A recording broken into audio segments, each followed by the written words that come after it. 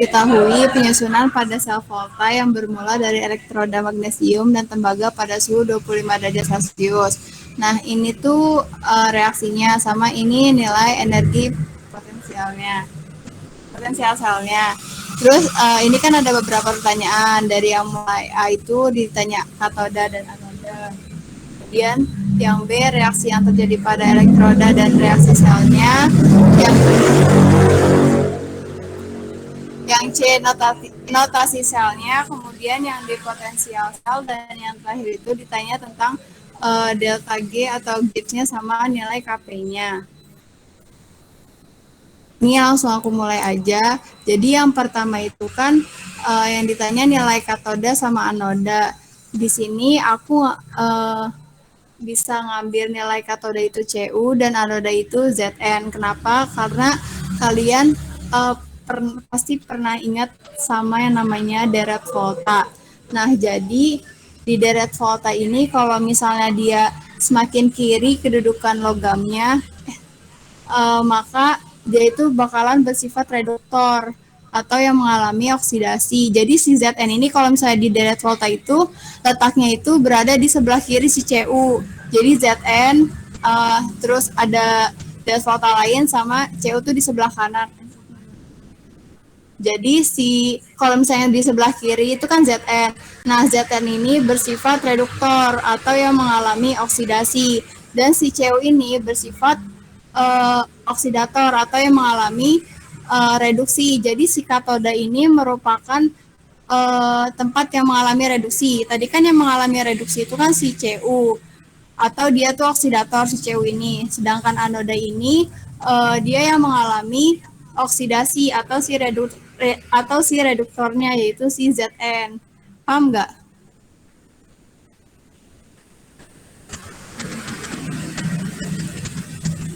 Masih bisa dipahami nggak teman-teman?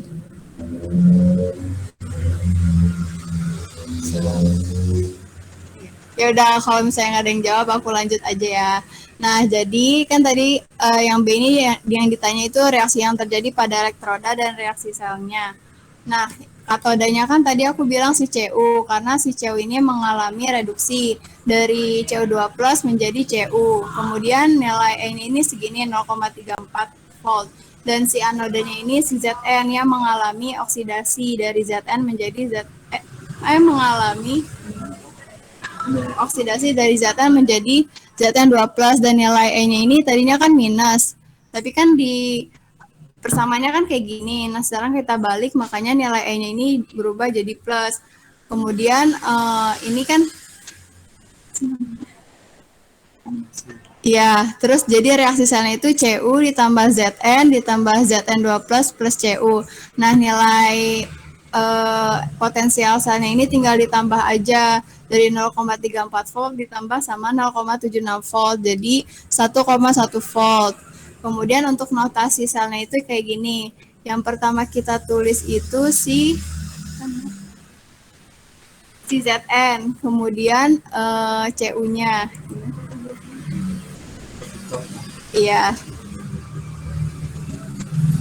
Masih bisa dipahami nggak teman-teman? Apa aku muter-muter?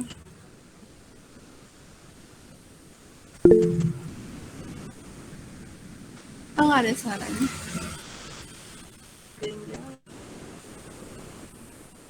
Halo?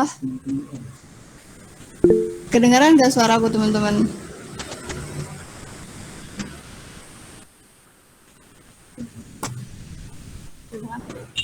Nah, kemudian berarti yang A sampai C masih bisa dipahami nggak?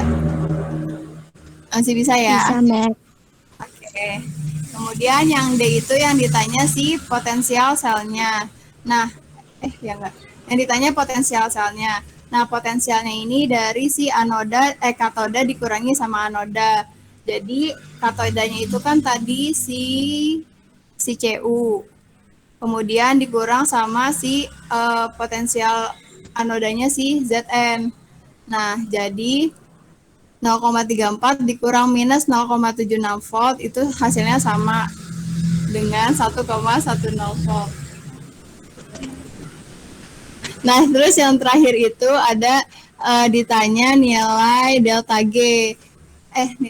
Nilai si delta G sama KP. Nah, KP. Yang pertama kita hitung itu nilai KP-nya dulu. Jadi ada rumus ln KP sama dengan N dikali F dikali potensial selnya dibagi R dikali T. Nah, N ini 2.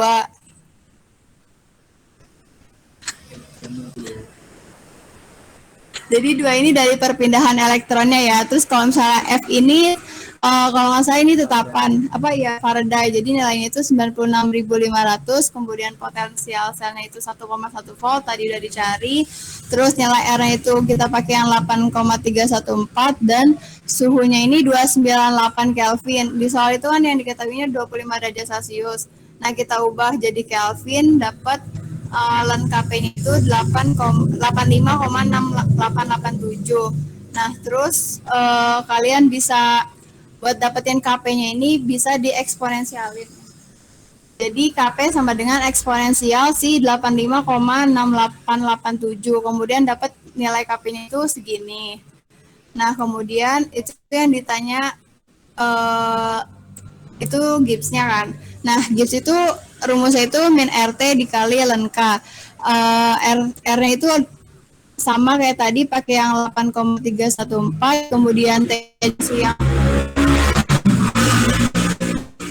198 Kelvin dan lekanya itu sama diambil dari sini yang 85,6887. Selanjutnya dihitung jadi dapatnya itu minus 299,9238 Joule per mol. Ada yang mau ditanyain nggak? Halo? Belum, Kak. Berarti masih bisa diterima ya? Bisa, Mek. Oke. Selanjutnya bakal dijelasin sama Fajar. Geser lah. Ya, lanjut ya untuk nomor 2 di sini ya. Nomor 2 di sini kita baca di soalnya itu dalam suatu reaktor itu terdapat gas NO dan O2 dari udara dengan komposisi NO-nya 70% dan O2-nya itu 30%. Nah, perbandingan O2 dan N2-nya dalam udara itu 21 berbanding 79. Terus tekanan mula-mulanya 4 atm. Nah, tadi terjadi reaksi 2NO plus O2 menjadi 2NO2. Nah, di sini suhunya tetap ya. Jadi suhunya tetap isoterm. Terus jika sudah tercapai kesetimbangan reaksi, tekanannya berubah menjadi 3 atm. Dari 4 atm menjadi 3 atm. Yang ditanyakan di sini adalah nilai konstanta kesetimbangan atau Kp dan juga komposisi gas setelah setimbang ya. Nah, jadi cara ngerjainnya nih. Ini ada reaksi kan tadi 2NO plus O2 menjadi 2NO2. Nah, ini tidak diketahui mol mula-mulanya kan. Makanya kita misalkan. Jadi misalkan di sini mol gas mula-mulanya adalah alfa mol. Jadi gasnya itu alfa. Nah, tadi kan NO-nya 70%, O2-nya 30%. Jadi didapat nih NO mula-mulanya 0,7 alfa, O2 mula-mulanya 0,3 alfa atau A ya, A aja. Nah, di sini berarti kan di sini ya mula-mulanya 0,7 A, ini 0,3 A. Terus dia bereaksi sampai kesetimbangan. Anggaplah yang bereaksi di sini itu sebesar Z, ya kan? Yang NO ini sebesar Z. Berarti yang O2 kan dia Z, setelah setimbang di sini diketahui nih. Mula-mulanya 0,7 alfa dikurangi Z.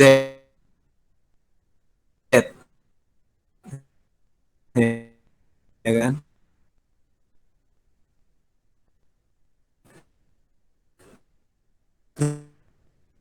Terus yang di sini ya, ini N berarti kan duanya adalah Z. Nah, NO, O2 dan NO2 di setimbang ini kan sudah diketahui molnya. Tinggal totalnya adalah ini dijumlahkan semua. 0,7 alfa ditambah 0,3 alfa itu sama dengan alfa. Terus ini min Z plus Z hilang sehingga di alfa min 0. Kita pakai ada dua cara. Ini pertama yang mula-mula kan dia mula-mulanya P0 V0 sama dengan N0 R kali T0. Terus kalau pas setimbang ini P P1 V1 sama dengan N1 R T1 ya, atau ini I aja lah, PI VI sama dengan NI RTI gitu. Nah, ini kan R-nya tetap sama kan? R sama. Terus V-nya juga sama, volume reaktornya sama. Tadi isoterm artinya suhunya sama. Jadi ini bisa dieliminasi semua, V, R sama T-nya. Sehingga sisa P0 sama dengan ya ini tinggal P0 N0 sama P1 N1. Ini kan kalau di apa ya disamakan kan berarti P0 per N0 P0 per N0 sama dengan P1 per N1, terus dipindah ruas jadi N1 per N0 sama dengan P1 per P0. Pokoknya dari dua persamaan ini dicari tahu persamaan N sama P-nya lah. N1 per N0 sama dengan P1 per P0. Nah tadi N1 diketahui kan, N1-nya ini A min 0,5 Z. Terus si N0-nya alfa tadi ya, A ya. Terus P1-nya tadi setelah reaksi 3 ATM, sebelum reaksi 4. Berarti P1-nya 3, P0-nya 4. Nah, dari sini kan ini ya diketahui ya. Ini dikali ke sini jadi 4A min 2Z. Terus ini jadi 3A. Nah, Z-nya ketemu, Z-nya sama dengan 0,5A. Nah, kalau Z-nya udah ketemu sama dengan 0,5A kan berarti tadi ini udah beda lagi ya setimbangnya. Jadi NO-nya 0,7A min Z, Z-nya diubah jadi 0,5A. Sehingga hasilnya jadi 0,2A. O2-nya juga jadi 0,05A, NO2-nya jadi 0,5A. Sehingga totalnya adalah 0,75A. Nah, ini setelah setimbang. Jadi tadi mula-mulanya A, sekarang setelah setimbang jadi 0,75A. Nah, terus kita cari komposisinya. Kan di sini pertanyaan adalah komposisi gas setelah setimbang. Kita cari komposisinya. Nah, komposisinya gimana? NO kan berarti 0,2A per 0,75A. Nah, ini dikali 100%, ketemu 26,7. O2-nya 0,05 per 0,75 kali 100%, ketemu 6,7. NO2-nya 0,5 dibagi 0,75 dikali 100%, jadi 66,6%. Ini komposisi gas setelah setimbang. Terus selanjutnya kita cari KP.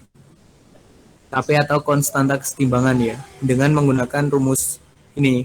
Jadi apa namanya produknya kan NO2, berarti PNO2 tekanan parsial si NO2 dipangkatkan koefisiennya yaitu 2 dibagi tekanan NO dipangkatkan koefisiennya 2 ya, terus dikali tekanannya O2 koefisiennya 1. Nah, ini rumusnya, rumus KP-nya. Terus tadi kan kita cari dulu PNO-nya berapa.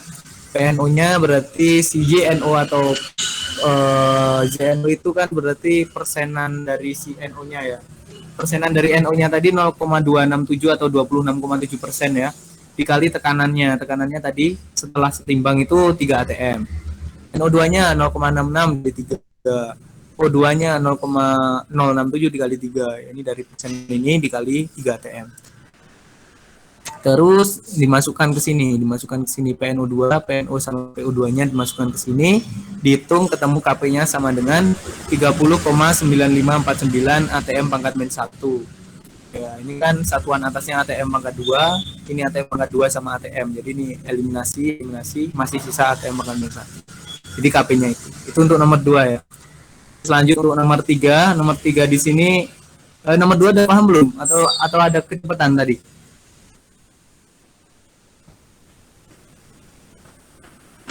Halo? Apa suaraku nggak jelas?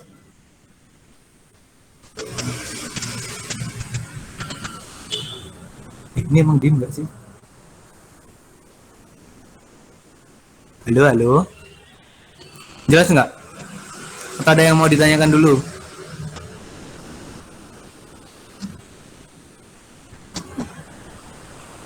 Nggak ada suara nggak sih? Halo? Oke. Udah lanjut aja ke nomor 3 ya. Ini nomor 3 ini malah nggak ada hitungannya ya. Hitungannya cuma di nomor 1 sama 2. Nomor 3 ini diagram fasa satu komponen ya. Diagram fasa satu komponen, terus disuruh cari derajat kebebasan dan fase yang ada dalam daerah-daerah, garis-garis, dan titik-titik.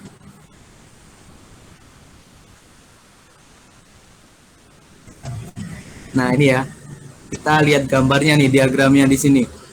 Ini X-nya ini T, T itu suhu, P-nya itu tekanan ya. Nah ini ada garis kan di sini. S1, S1-nya yang mana nih? S1, S2, L sama V ya. L itu liquid, cair, vapor, gas. Ini padatan 1, padatan 2. Nah ini berarti ada 4 fase ya. Ada fase L, V, S1, S2. Terus kita lihat di sini ada 4 titik juga ya. Titik 1, titik 2, titik 3, titik 4. Nah, kita jelasin dulu kan tadi. Daerah L tadi fase cair, daerah V fase uap. Daerah S1 ini fase padatan 1, daerah S2 ini fase padatan 2. Nah, terus kita coba bedah di titiknya. Titik 1. Titik 1 ini ada 2 fase nih. Ada fase V di sini kan fase V, uap, dan juga fase padatan 1, S1. Di titik 2 ada 3. Ini titik triple. Ada 3, S1, S2 sama V. Di uap padatan 1 dan padatan 2. Di titik 3 juga ada 3, V, S2L. Jadi ada uap, ada padatan 2, ada cairan, ada cair ya, liquid. Di titik 4 juga ada 2 nih, ada S1 sama ada liquid. Tuh gampang ya ini ya. Terus nyari derajat kebebasannya. Jadi derajat kebebasan ini ada rumusnya. Rumusnya derajat kebebasan atau F itu rumusnya adalah C min P plus 2. C itu komponen, P itu fase atau PHSE ya, fase plus 2. Komponennya berapa? Di sini kan dalam diagram fase satu komponen, berarti komponennya 1. Nah, ini kan 1 semua. Di titik 1, 2, 3, 4, C-nya 1 semua. Terus fasenya, fase di titik 1 ada berapa? Ada 2. Ada V sama S1, makanya 2. Di titik 2 ada 3, di titik 3 ada 3, di titik 4 ada 2. Nah, ini tinggal dihitung 1 min 2, 2. Jadi 1001. Itu untuk mengirim derajat kebebasan.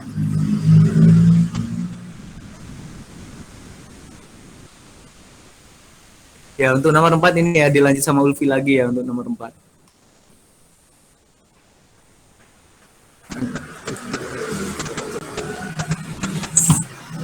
Oke, aku lanjut nomor 4. Sebenarnya nomor 4 ini aku bingung jelasinnya gimana, soalnya ini kan teori ya.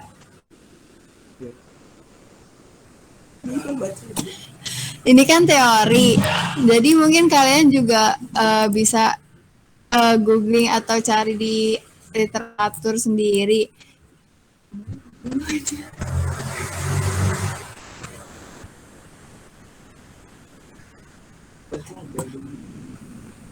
Oke.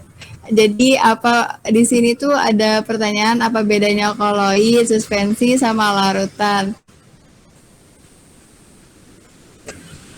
Di sini aku ngambil perbedaannya itu dari internet. Jadi kalau misalnya koloid itu dia punya diameternya itu sekitar 10 pangkat min 7 cm sampai 10 pangkat min 5 cm.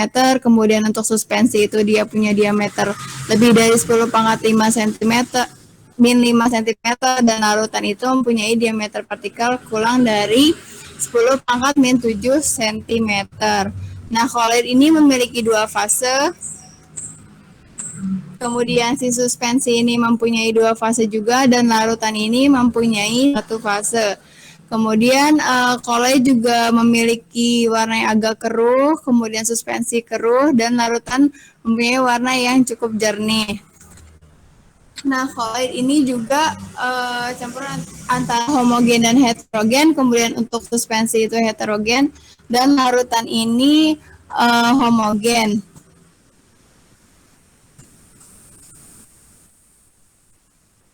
Selanjutnya mungkin teman-teman bisa baca sendiri. Pasti kalian juga tahu kan bedanya itu bisa dicari sendiri. Ini perlu aku jelasin nggak yang beda-bedanya? Halo? Nggak ada yang jawab.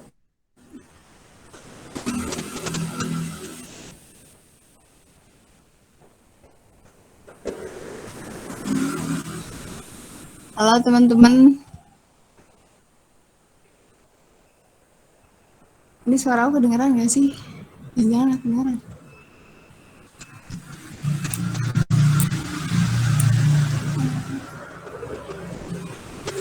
Kedengeran nggak sih?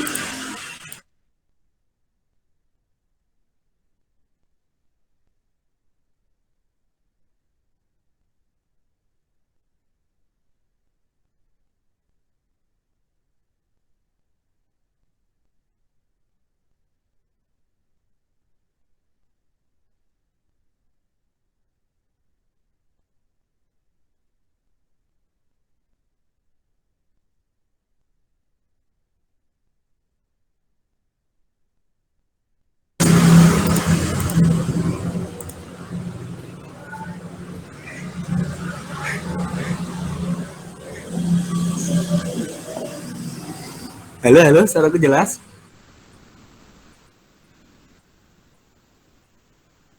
Ini tadi yang nomor A perlu dijelasin lagi nggak yang perbedaan? Udah jelas lah ya, atau enggak ini cari di literal aja nomor 4. Bedanya kan paling cuman ya kayak gini doang sih beda biasa. Koloid, suspensi larutan. Perlu dijelasin lebih lanjut nggak? Sambil dibaca aja ya.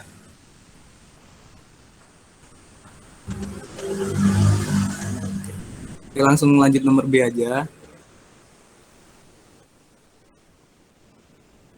Atau kalian mau nyatet dulu? Kalian screenshot aja sih daripada nyatet ya, mending kalau mau di screenshot. Nggak apa-apa. Di screenshot aja, nanti sambil dibaca lah. Oke, mungkin jelasin aja yang soal mekanisme ini ya, perusakan kestabilan koloid.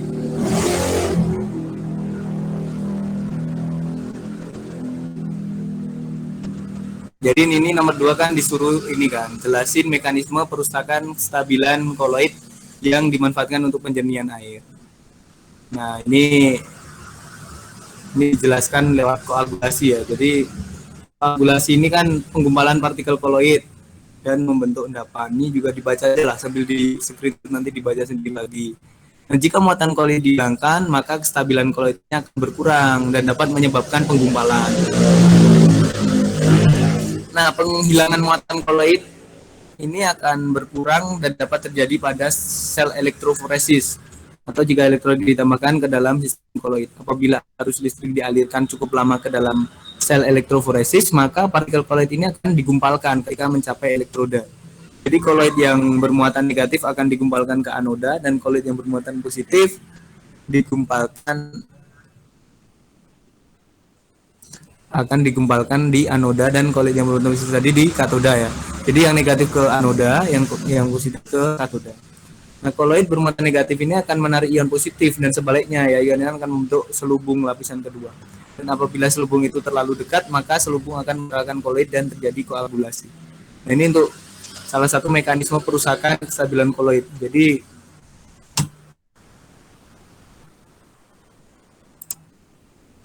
Jadi emang koloid tadi dia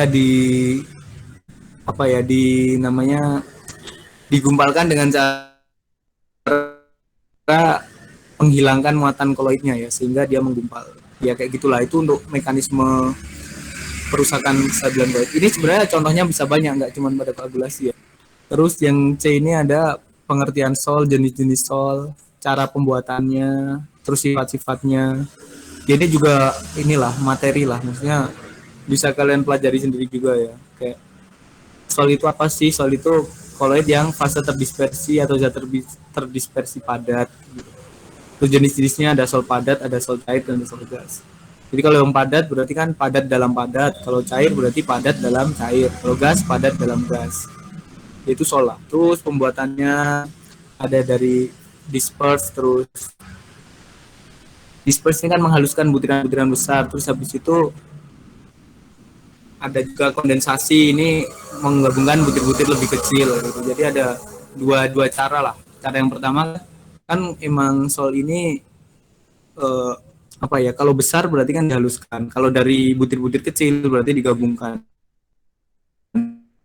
Ya, bedanya cuma di situ lah. Ini untuk caranya di screenshot aja ini daripada ini panjang sih. Terus sifat sol juga ini tinggal baca sendiri ya. mudah terkoagulasi dengan sedikit penambahan elektrolit, tetapi menjadi lebih stabil jika ditambahkan kolesterol. Terus memiliki muatan positif dan negatif. Terdapat gaya tolak menolak antar partikel, terus bersifat netral, yaitu sifat Sol. Yaitu untuk nomor 4 ya. Ini materi semua tentang koloid, suspensi dan larutan. Itu biasanya keluar juga sih kayak gitu. Mending dipelajari juga. Cuma yang ini yang hitungan berarti kan cuma nomor 1 sama 2 ya. Ini dari teman-teman ada yang mau nanya dulu nggak? Itu aja sih sebenarnya yang mau dibahas juga. Ada yang mau ditanyakan? Atau udah jelas?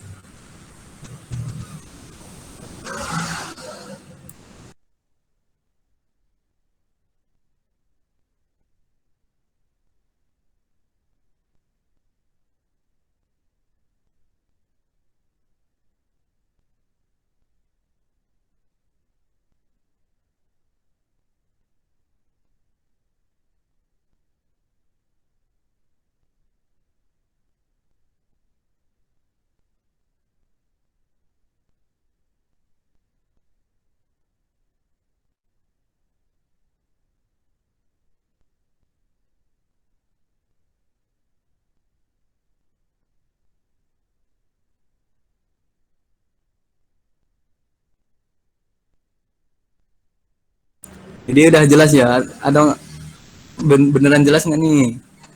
Atau ada yang mau ditanyakan dulu? Atau aku yang nanya nih? Aku pengen nanya sih, tadi kan Mbak Ulvin jelasin yang ini kan, cara menentukan katoda dan anodanya. Ini tadi kan dijelasinnya pakai deret volta kan.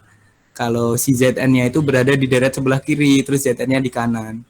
Nah, kalau kalian nggak tahu deret voltanya atau nggak hafal deret voltanya, kira-kira gimana cara menentukan si Cu-nya atau Zn-nya yang jadi katoda atau anoda gitu? Ada yang bisa jawab nggak? Kan kalian nggak tentu hafal semua kan deret voltanya, dan menurutku nggak usah dihafal juga sih, panjangan juga. Nah, itu makanya dari yang diketahui di soal ini, bisa nggak kira-kira menentukan siapa katoda dan siapa anoda yang gitu? Ada yang bisa jawab nggak? Ayo, ada yang bisa jawab nggak? Umi nih, Umi bisa jawab nggak Umi? Umi Kalsum.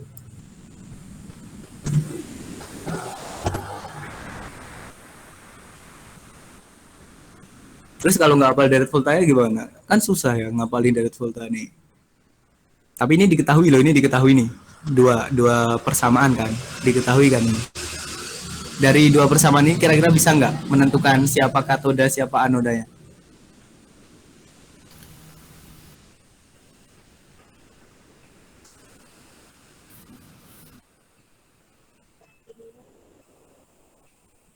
Nah, E-nya lebih besar ya. Nah itu, aku nggak baca chat lagi. Kevin ya? Kevin bisa ngomong nggak sambil ngomong nggak? Biar lebih aktif nih.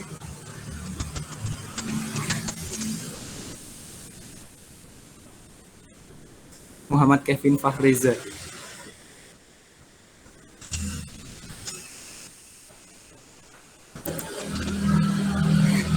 Mana nih Kevin? Ayo Kevin, speak up.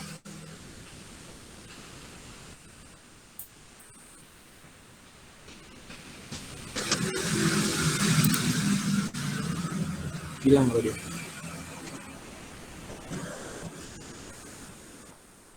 Aduh Kevin nggak jawab lagi Kevin.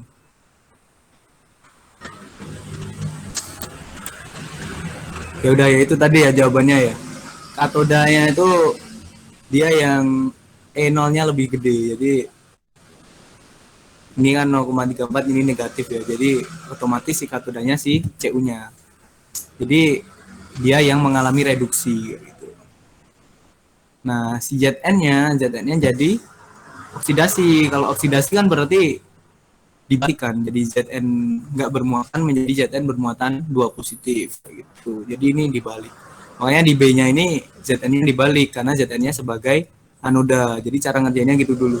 Tentuin dulu katoda anodanya, terus habis itu ini kalau udah ditentukan kan berarti anoda. Oh, anoda itu yang mengalami oksidasi, berarti harus dibalik. Kan kalau ini kan positif jadi nggak ada bermuatan kan, ini kan ya apa namanya reduksi ya, ini harus dibalik gitu. Udah ya. Terus ini notasi selnya, aku mau tanya lagi nih. Notasi selnya kenapa ZN dulu daripada CU dulu yang ditulis? Kenapa? Ya ada yang tahu nggak? Gampang ini.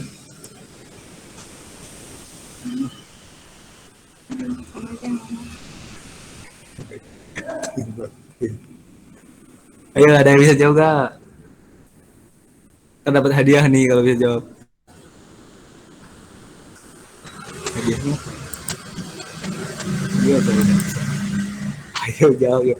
Ayo Rasida bisa jawab nggak? Rasida Syahada. Memperhatikan nggak nih Rasida? Halo Rasida. Ya, Kak. Tidur nih. Dia ngomong. Halo.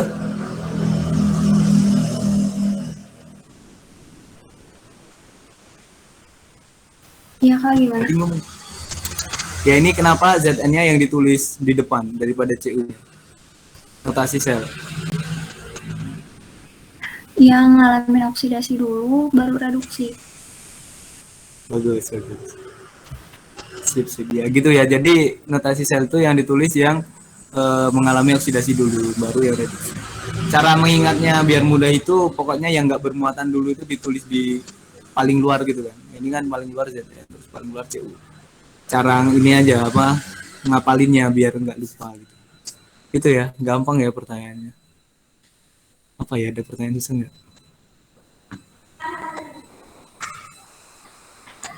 Apa Bi?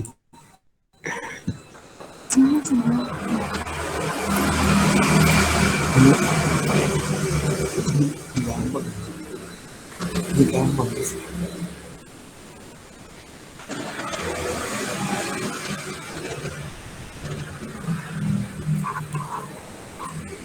Udah lah ya.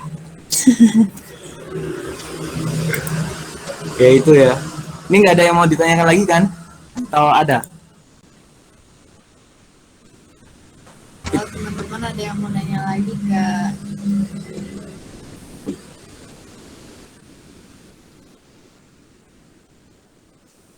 Itu kan tadi dari soal UAS ya. Halo? Ya Umi apa? Gimana? Oh ya udah. Ya itu baru dari soal UAS tahun lalu ya. Nanti belajarnya jangan cuma dari situ aja. Soalnya biasanya juga ada variasi soal juga. Tuh belajar lagi lah gitu ya.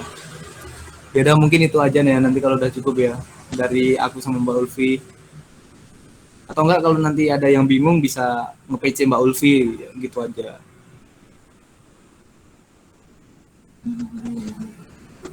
Ya nanti bisa nge-PC Mbak Ulfi. Atau aku juga nggak apa-apa sih. Nanti tak arahin ke Mbak Ulfi. Gitu aja sih. Ya mungkin itu ya belajar bareng pada malam hari ini. Mungkin kita tutup aja. Kita tutup dengan doa ya. Yaitu untuk absensi ya. Tadi aku juga udah kirim absensi ya. Udah belum ya tadi ya? Udah tuh juga kan. Nanti absensi dulu sebelum pada live. Mungkin gitu aja. Kita tutup dengan doa tadi ya.